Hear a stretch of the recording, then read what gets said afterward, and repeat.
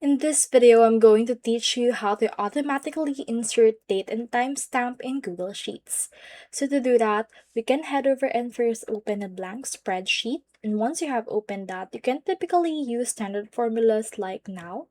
Like, let's input it like this. Go to a blank cell, click on equals, input now, and then input a close or open and close parentheses.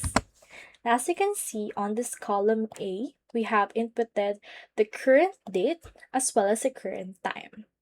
Now, the next thing you can do is if you want an automated, unalterable timestamp system, along with this method, you can head over and use the script editor.